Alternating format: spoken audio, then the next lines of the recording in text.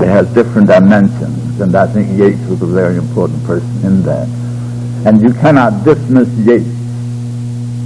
You cannot dismiss what Yeats calls the Irish race of Yeats. He writes as an Irishman because Ireland is close to his heart. I write as an American Negro because the interpretation of my people is closest to my heart. I read in this pamphlet something about poetry transcending race. I do not understand the word transcending, but that I will come to later.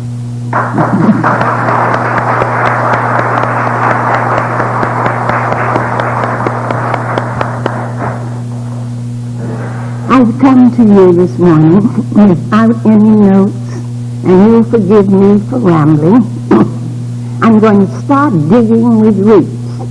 Sam Allen, shake my hand.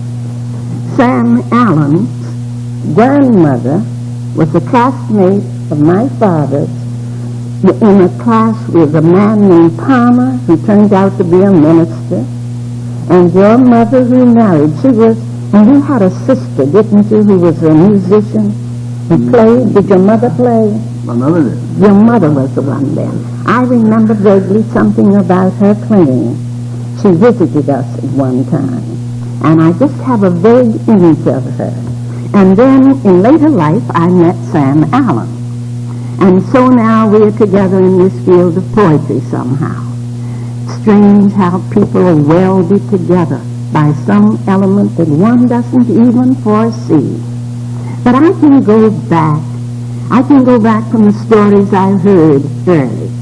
Dunbar lived with my father and mother in an old Victorian house that belonged to Howard University on College Street.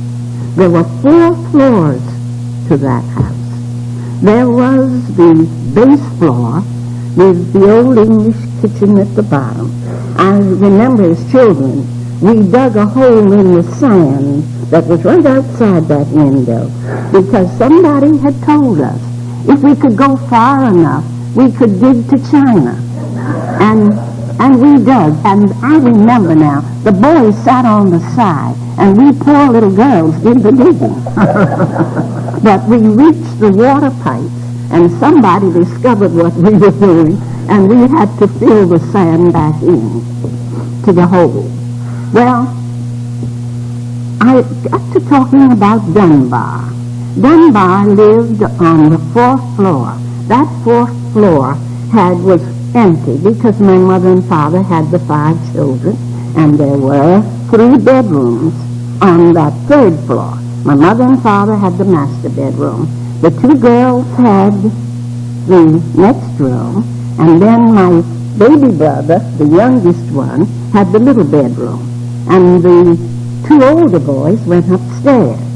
But there were 2 bedrooms left upstairs, and one of those bedrooms is really very clear in my mind because there lived the person we call Mam Howard. She was the grandmother of Mercer Cook, and Marion lived with us when she was a child, and Mam took care of Marion because Mama Alice had Mercer. And Mercer went to New York, and Marion was here. But Mercer visited constantly, and they lived the Cook family lived on 6th Street. And there was just a small connection between 4th Street here, 6th Street there, and then this little small College Street. And so we romped between the 2 and up the Howard Hills and down, while our parents were arguing the great principles of the world. Addie Mitchell's Mercer's mother was acting on the stage, and Neil Marion Cook was writing his songs. And so there was that room that has lived in my memory because of Marion. I remember one time, Marion, my sister Irene, and I were going over to Miss Emma's, who had a little taffy shop on Georgia Avenue. And they always wanted to go barefoot. I never wanted my feet to touch the ground. So they started out on this hot afternoon to get some of Miss Emma's taffy. We went in front of Freedman's Hospital, and then here was 6th Street, and Mother Emma, or whatever we call her, Grandma Emma, made this taffy, and we got a whole package of it for 2 or 3 cents. Well, we and Marion were without shoes, and they said, "May, if you just lend us 1 shoe." I said, "What do you want me to do, hop?" And then Willie said we could take it in turns. And I said, "No, I'm going to keep my 2 shoes, and you will just go as you wanted to go." Now, at the end of College Street, there was a little pond, and Marion and Louise Cook, Mercer Cook's cousin, we would kick off these shoes and wade in that pond. At night, we'd sit on those high steps and tell the stories. And my father told us this old rhyme. I don't know whether he made it up or for our amusement, or whether it came from some old folklore from an early South Carolina. But I have rearranged it in my poetry book for children because it meant so much to us. He would recite one part, and then we'd come in on the other. Now let me see. See, I should have had the book with me, but I don't.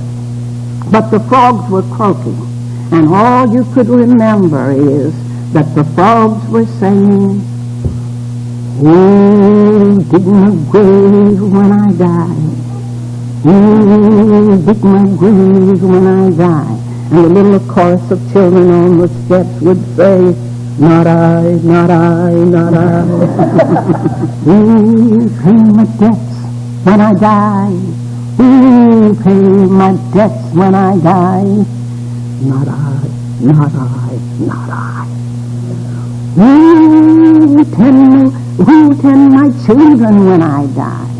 Who tend my children? Not I, not I, not I." And there he came in the chorus, knowing we knew the story. And then at the end, "Ooh, take my wife when I die. Ooh, take my wife when I die.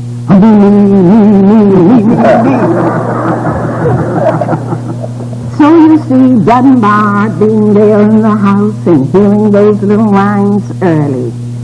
And then I have this story to tell of Dunbar, because I don't know whether anybody else living knows it or not. Dunbar was working at the Library of Congress, evidently. He was a young man. He had just had oak and ivy. And because my mother was very gracious to him, apparently, there was grace in that generation, you know. The stiff back, the pompadoured hair, and the grace. "Mr. Dunbar, is there anything I could do for you?" This is the way I've heard it. Well, everybody knows that Dunbar was a heavy drinker. And he came in late one night, and he couldn't find the doorknob. They didn't lock doors on the hill at that time. So he grabbed the doorknob, evidently, and my mother came down, and she saw his condition. And she said, "Mr. Dunbar, is there anything I could do for you?" He said, "A cup of tea, a cup of tea, a cup of tea." So he went up to his 4th floor, and I think she must have been pregnant at the time, but anyhow, she climbed those steps and put the little pot of tea at his door. The next morning, there was under her cup and saucer on the table this little poem that we were made to learn when we were very young. "Goodbye," I said to my conscience, "goodbye for A&A," and I turned my face off sorry and turned, dear. Now wait a minute.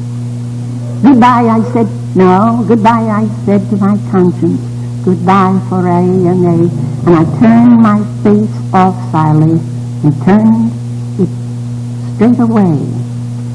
But a time came when my spirit grew weary of its pace, and I cried, "Oh, come back, my conscience, I long to see thy face."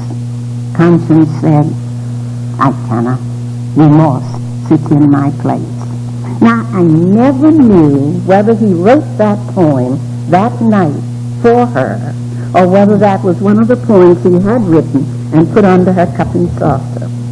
Anyhow, when my oldest brother was just a baby, he lived in the house, and he said, "You've been so kind to me, Mrs. Miller. Is there anything I can do?" And she said, "Yes. You can give your first book to this baby." And so on the fly leaf of this little oaken ivy, which shows the stress of little children playing and age itself, there is this inscription: "Dear K.M., I bet on you. When you grow old, I may be dead, but always think of what I said, that you're going to make your mark for truth. For K.M., I bet on you."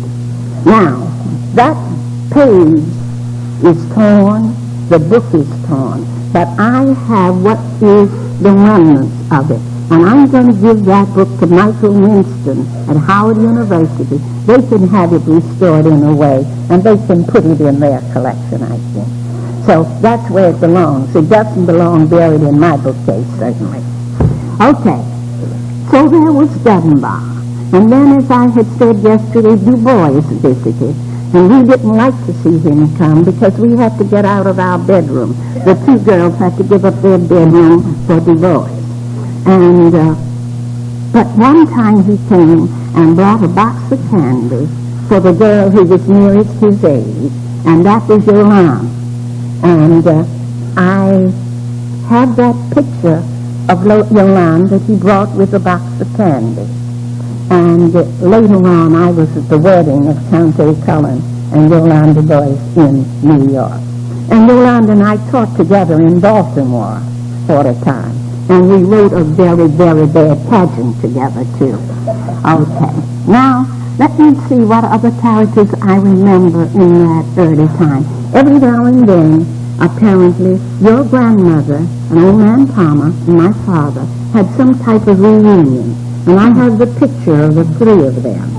And I don't know, on one of those reunions, she was a beautiful woman. You inherited something.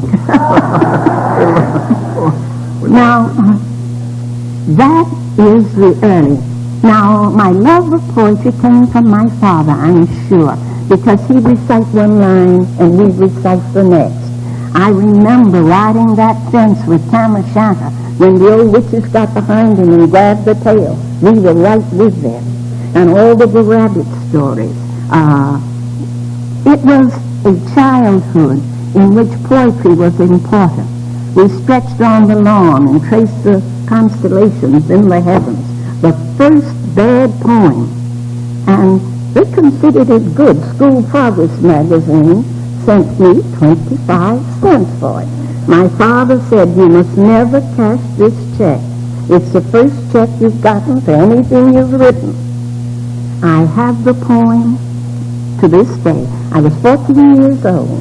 And of course, in the tradition of old Pat Thomas, I was writing about Venus, and my father had traced those constellations for us. And this ran like this. Oh, and see, all of the things that one doesn't do in poetry is in that little poem. Oh, Venus, the goddess of love, robed in celestial light, serene in the realms above, you shine through the darkness of night. Oh, Venus, may you shine through the ages, till men cease to sing your song, and throughout the future's pages, your glory still prolong. 25 cents, and it wasn't worth a tin nickel.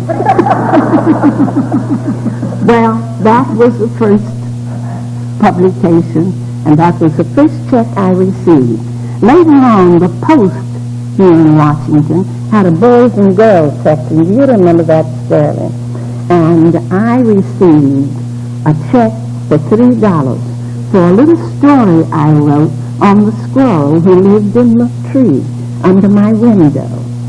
And my mother took me to Harris Jewelry Store at 11th and F, and I got a beautiful little pair of gold earrings, just about as big as the tip of my little finger.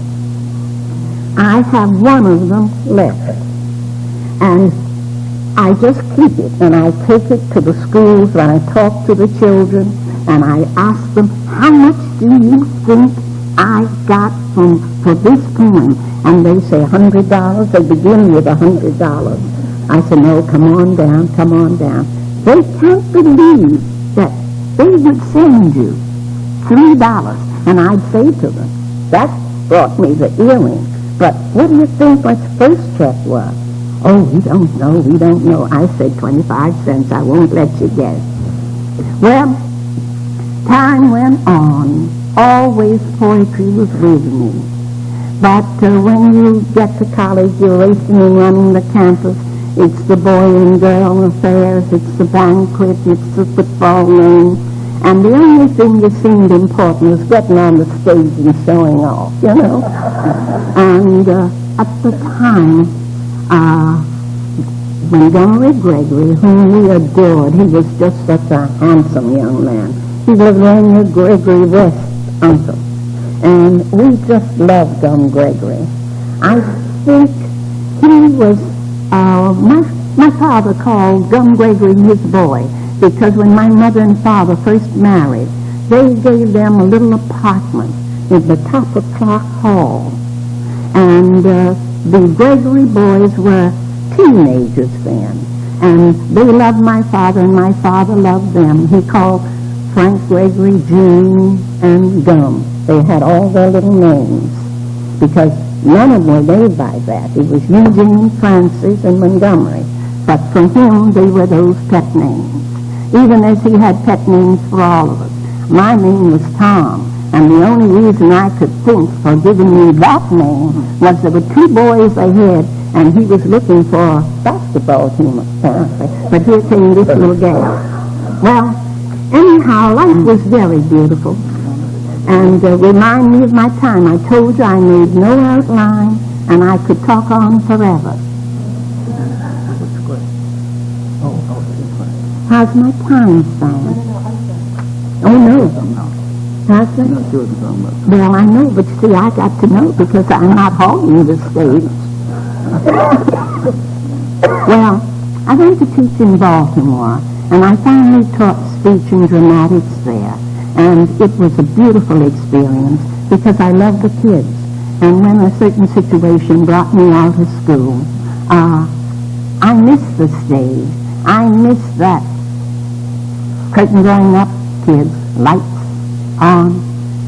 It's just a certain thrill you got. But when they robbed me of that stage by yanking me out of school, I had to turn to something. And it was then I turned to poetry. Back to my first love. And poetry has been kind to me. I cannot nurse quite the feeling about the big publishers as opposed to the little publishers or the small press. I was in the Coolidge Auditorium when I heard men from Macmillan, Houghton Mifflin, and the rest of the trade publishers almost boast that they weren't taking on new people. Were you there, Gloria?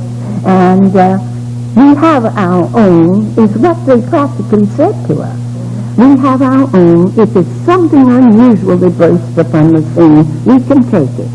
But we do advise you to go through the small presses. And I believe the man who had the Detroit press at the time, Dudley Randall. Dudley Randall spoke that day. And he came off very beautifully because he encouraged the young writers, because, of course, he did have the small press there in Detroit. I find this, and I don't know how many of you agree with me on that, but if you go through the little presses, and there are anthologies made, that you stand a better chance of being with the trade publishers through the small press. Now, I am not boasting about this, But it is a fact that I have received more money from one poem that has gone into 4 anthologies than I received from any one of the little books. But you see, the reward comes in a roundabout fashion. But it does come. And I say to the young writers, don't be ashamed to publish in your school magazines. Submit to the quarterlies. And submit your manuscripts to small presses, because they are an avenue. And you know that, Sam. That's the only way. How on earth would I reach Houghton Mifflin? And I have a quarrel with Houghton Mifflin. They published 3 of my poems, and have I received 1 penny in royalty? Because they took them from the little books. And yet there have been the trade publishers who for 1 poem have given me pretty good stuff. So I have no quarrel. It works 2 ways. So Sterling, you see, I do believe in the little press. Well, you know me and the little press, as I mentioned. But the sad thing is that Dudley Randall's press sold it. And we are not a book-buying people. That's true. And we have presses. There's the Lotus Press, and on the packet has. They've been very kind to me.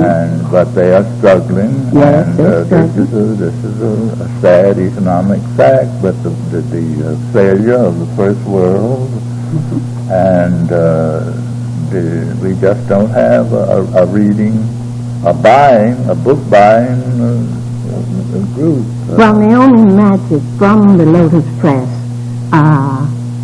suggested that I don't know how she got in touch with a woman, her name's Fletcher, and I thought was a man. And it isn't. It's a woman who's the head of some language group in New York.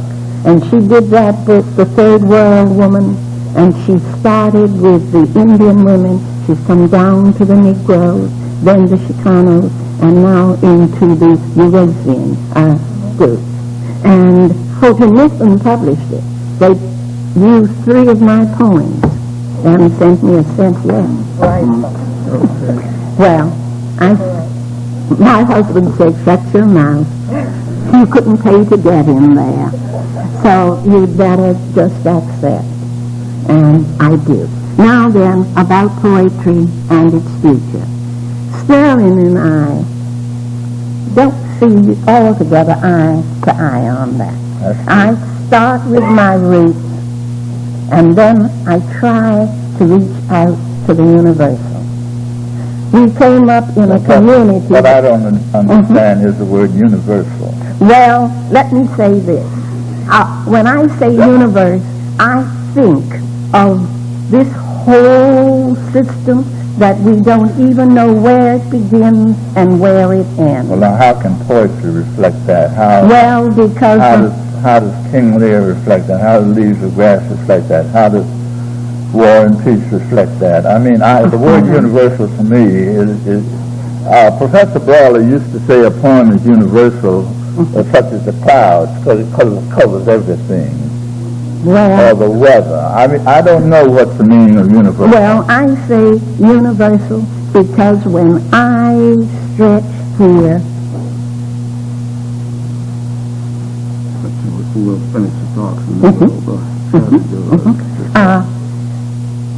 Well, let me say this.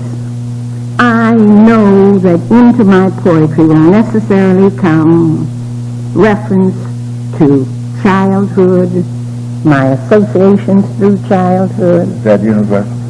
No, not yet. It's too young to be that. No. Except when I sketched on that lawn and wrote about Venus, I began to think of all of what could be up there. Yeah, and I'm not surprised. I don't see that that's universal. That's maybe not. Well, yes, but May Miller couldn't be here if there weren't a universe, and she didn't happen to be that little tiny dot somewhere. I admit we're in the universe, but I don't admit that poem about you stretched out digging a hole to the pipe is universal. Yes, it is. Yes, it Well, is. then everything Because, is wait a universal. minute, yes, everything is. Oh, well, Because then- if you thought that you could dig past there and go into China, that meant that this whole world was small after all. But that And was- that's what you dreamed there. No, that was May Miller. That wasn't Axel Ellis. Axel Ellis knew well if you dig down there, you weren't going to get to China because he knew a whole lot about geography. No, I didn't then. He did. I ain't talking about Oh, he you. did, yes. And Axel Ellis is just as universal as you are. Well, now, this is the way I feel about it. I am such a small speck, and anything that I can, within this small circle, imagine and stretch beyond the poor little person into something that is greater than I can even imagine. That is universal. No, that's And May Miller. That ain't me. No, I'm in no. the universe too. I'm a speck too. Okay, we're all specs. All right, but I certainly don't share this kind of foolishness. Well, it may be foolishness to me, but No, it's not it is- foolishness to you. It's foolishness to me. It's foolishness It's to me. universally foolishness to me for Right. people to talk about universal. Well, there are I love language. I do too. Well, universal is never defined as you define it about a kid talking about Venus. Well, all right. Where is Venus? Isn't Venus beyond our ken? Isn't it a part Venus is of in the something? Okay. There's a lot of people that don't call it Venus. The I know. Chinese don't call it Venus. I know. My know. buddy down south in Waycross, Georgia, don't call it Venus. No, and he probably never heard all of that background of how Venus got there and back there. No. But I say Maybe this there's to not you. a- If you could conclude your talk, May, then we'll have an opportunity for discussion. Okay. All right. The point is this. How much are you going to live within yourself and your narrow environment, and how much are you going to let a concept that is born of the imagination? Same thing you said. My environment is certainly not narrow. Oh, my Well, heavens, no. we're going to have opportunity for discussion. It would be helpful, Sterling, for you to respond to that. No, I point of can't view. respond. All right. Listen, I can't talk about Right. terms like universal ethnicity, and I mean, I don't know those big words. I'm uneducated. I'm going to insist on trying to give my speech. We are sorry. No, I'm sorry. True, I don't want to intervene because this is fascinating, really. But we will have time for discussion, and I did prepare a few comments here. I'm the only one with a piece of paper, which proves that I don't know what I'm talking about. And if you don't know what you're talking, you've got to have some paper to put it down to keep you in track. I was thinking about the subject. One of the subjects, or one of the panel suggested the impact of segregation upon the creative consciousness, and I recall that James Weldon Johnson, who wrote the introduction to Sterling's poetry in his anthology, American Negro Poetry, had anticipated the issue. I wanted to quote from that statement of his. In that anthology, he asked, "Is it not curious that the greatest poet of Russia, Alexander Pushkin, is a man of African descent, the greatest romancer, writer of romance novels of France, Alexandre Dumas, is a man of African descent. One of the greatest musicians of England, Coleridge Taylor, is a man of African descent." And he pointed out that in each case, this distinction was achieved by one of the very few black persons in these countries. In the case of Pushkin, probably, he said, the only black person in all of Russia. And yet he became the founder of Russian poetry, Russian literature. Why then, Johnson asks, have not the millions of black persons in the United States, with all the emotional and artistic endowment claimed for them, produced a Dumas or a Coleridge Taylor or a Pushkin? This was in 1921. His answer was very succinct. The Negro in the United States is consuming all of his intellectual energy in this grueling race struggle. And he goes on to make substantially the same statement about the white South. And I quote, "The white South, too, is consuming all of its intellectual energy in this lamentable conflict. The life of every Southern white man and all of his activities are impassively limited by the ever-present Negro problem.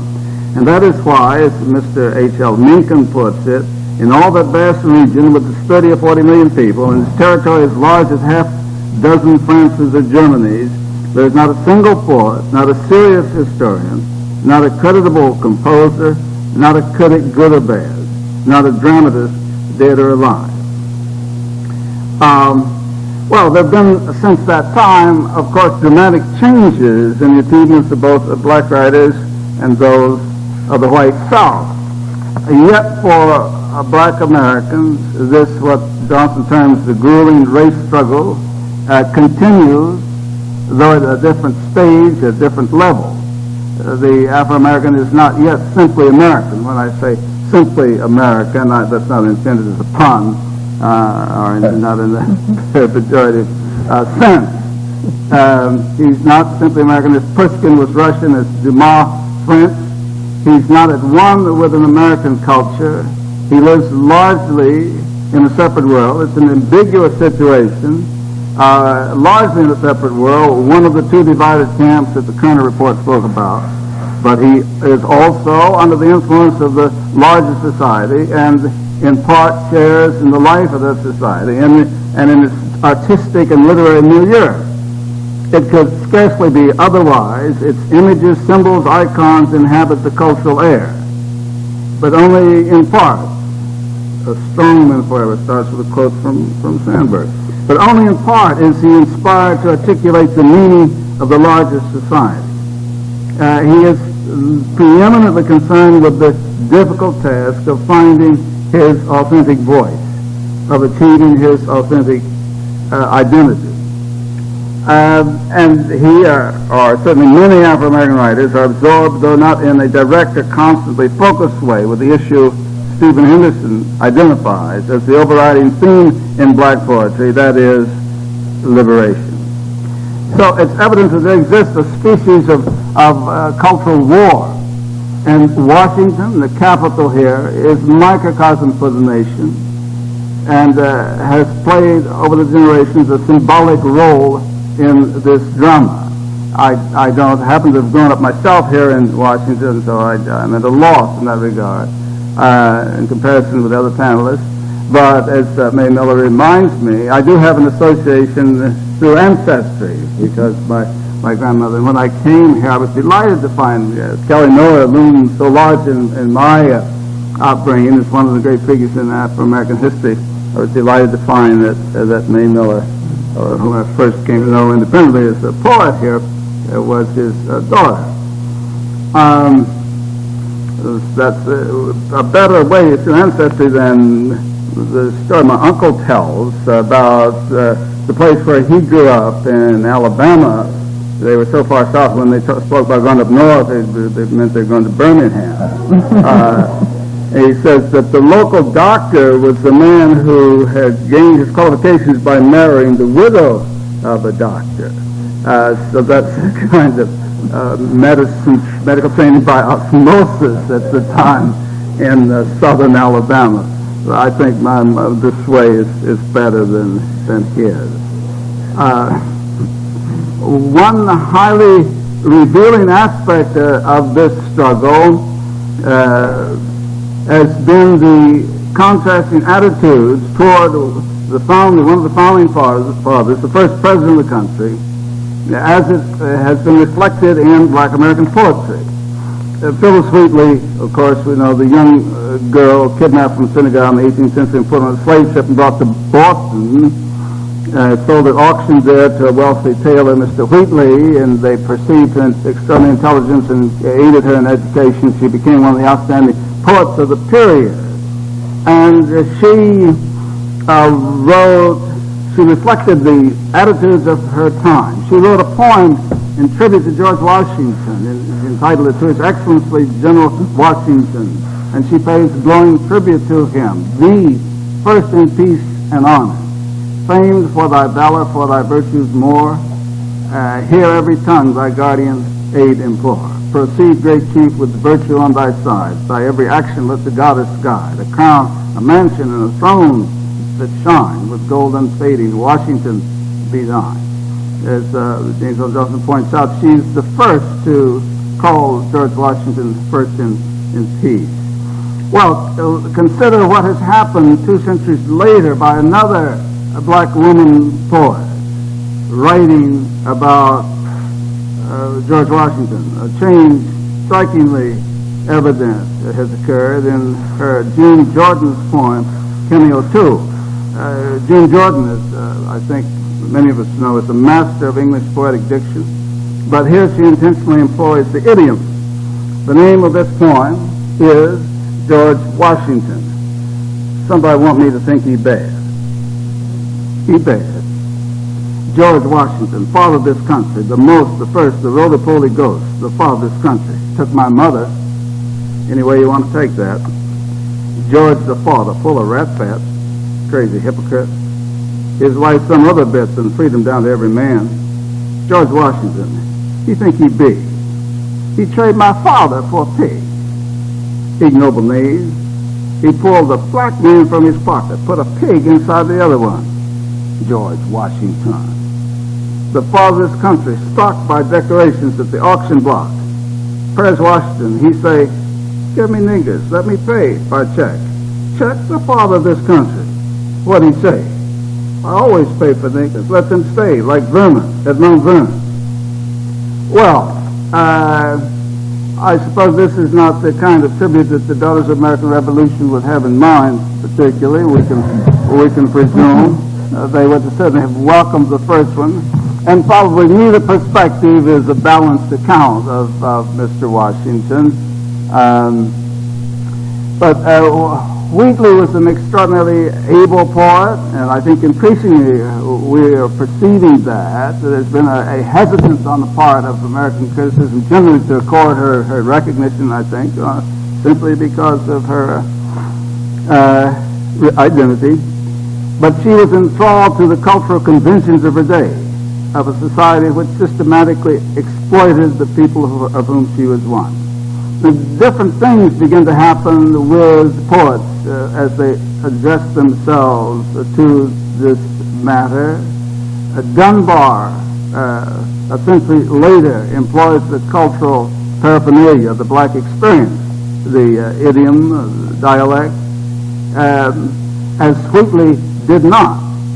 But Dunbar employs it in the distorted manner characteristic of his time, looking at the black experience through the prism of white stereotypes. Wheatley largely ignored the black experience. She employed the cultural models of the dominant society to extol it and its heroes, such as Washington and others. Dunbar employed black colloquial speech to articulate the stereotypes of the larger society. June Jordan uses this speech to attack a treasured idol of that society, that is, its first president, a jewel in the crown of American iconology, George Washington, and exposes the shabby truth of his participation in the slave trade, in slavery. And this truth is very evident, of course, very easily evident by simply going down here to Mount Vernon and walking a few steps from that magnificent mansion to the slave quarters over at the side. And in Boston, we read in a paper published back then in the 18th century, a letter from Mr. Washington asking for information which might lead to the return of a young woman, a runaway slave, who was reputed to have been seen in the Boston area, who he said was sorely missed by Mrs. Washington. And one is brought up sharp to think that might have been another earlier Harriet Tubman that President Washington was seeking to have captured and returned to Mount Vernon. well, the progress has been made. The President Cumberland scarcely is writing letters for the return of a runaway maid from the precincts here. He has evidently, unfortunately, neither the time nor the tranquility to be engaged in such activities. And that, of course, is a grim reminder of the fact that there's such tensions in the country that we were waiting, some of us, with bated breath to determine the ethnic persuasion of the assassin, of the would-be assassin here a little while ago. Well, the authentic voice of the black experience was not being being heard in the parlors of colonial Boston. It was not that it fell sweetly. It was rather developing in the field, in the slave field, in the cotton field. And it was not until a century and a half later, or some about 150 years later, that this true voice began to make its appearance in the written literature, in the work of Sterling Brown and Langston Hughes and some others in the 20s.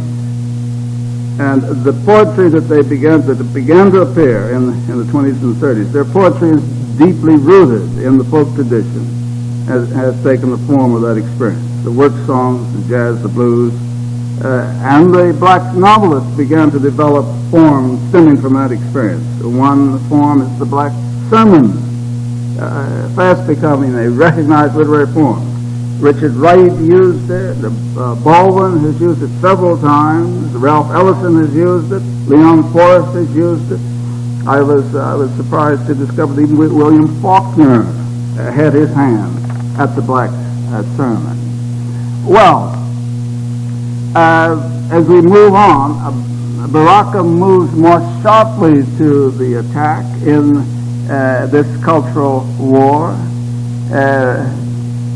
For generations, the image of black people has suffered erosion as a result of the pernicious application of the story of Ham, the biblical story of Ham. Ham, who was cursed because he saw his father Noah naked. Barak employs Elijah Muhammad's story of Yaqub to construct another cultural artifact, which he enlarges and develops as a myth, a potent myth on the cultural landscape. It's kind of conscious myth building that Ellison employs in The Invisible Man, the story of Homer Barbie, some of you may recall, who narrates the trials of the founder, that is, presumably Booker T. Washington.